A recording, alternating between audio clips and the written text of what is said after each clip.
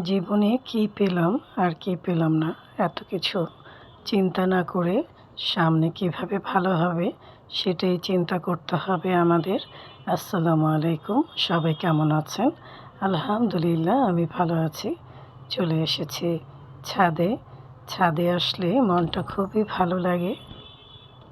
আজকে এই শালগমটা তুলবো, হ্যাঁ ওইটাও তুলে ফেলবো, কারণ এটা হবে না, অন্য গাছ লাগাবো আমরা। তারপরও আলহামদুলিল্লাহ ভালোই হয়েছে, ভালোই বড় হয়েছে না?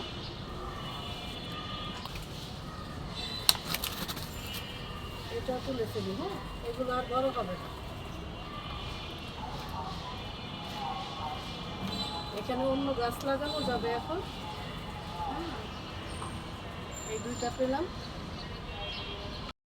এই দুইটা শালগম দিয়েই তরকারি রান্না করা যাবে। এই যে টমেটোর ডাল কেটে একটা বোতলে রেখেছিলাম, দেখেন শিকড় হয়েছে। এখন এটা আমি বসিয়ে দিব, নিচের অংশটা বেশি তাই কেটে দিলাম, একটু কাট করে আমি বসিয়ে দিব এখানে।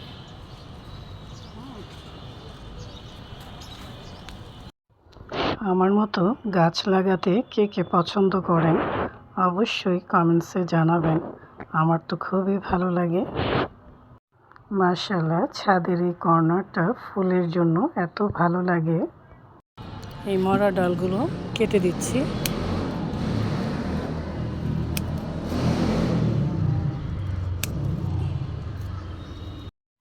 মরা ডালগুলো দেখতে এমনিতেও ভালো লাগে না, আর গাছের জন্য অনেক ক্ষতিকর, তাই কেটে কেটে ফেলে দিলাম। গাছ থেকে দুইটা বেগুন কেটে নিলাম, বেগুনগুলো ভালোই বড় হয়েছে। ছাদে আসলে কিছু না কিছু পাওয়াই যায়। ছোট্ট এই আম গাছে মুকুল ধরেছে, মাশাআল্লাহ।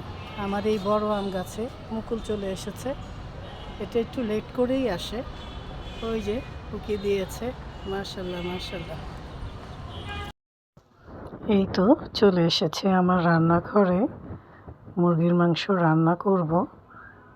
এখন মুরগিটা ভালো করে পেঁয়াজের সাথে কষিয়ে নেব। আর ডিম ভুনা করছে। সারাদিন রোজা রেখে কি খাবো কিছুই ভালো লাগছে না, তাই ভাবলাম একটু ডিম ভুনা করে নেই।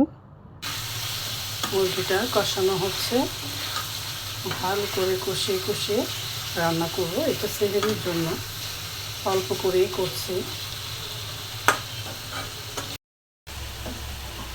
ডিম ভুনা করার জন্য মশলাটা কষিয়ে নিচ্ছি, ডিমটা দিয়ে দিচ্ছি। ডিম ভুনা খেতে কিন্তু ভালোই লাগে আমার কাছে। রোজার দিনে কাজকর্ম কিন্তু কম না, অনেক। সারাদিন রান্নাবান্না ছাড়াও অনেক কাজকর্ম থাকে। কাঁচামরিচ দিয়ে দিচ্ছি, ঢেকে দিচ্ছি। এই তো মুরগির ডিম ভুনা হয়ে গেছে, এখন জিরে ফাঁকি দিয়ে দিলাম। এই তো মুরগির তরকারিটাও হয়ে গেছে। সারাদিন রোজা রেখে ইফতারি খাওয়ার পর কিছুই ভালো লাগে না, তারপরও রান্না তো করতেই হবে। সবাই ভালো থাকবেন, সুস্থ থাকবেন। আল্লাহ হাফেজ।